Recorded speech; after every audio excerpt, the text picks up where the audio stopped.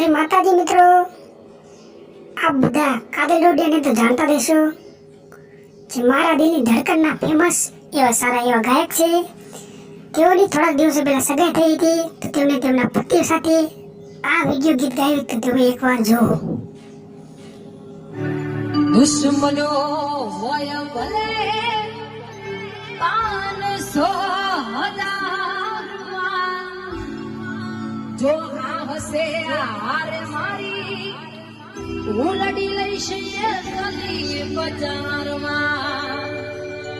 કે બજારમાં આવે કે ટોળા વિધતો આવે પણ કોઈના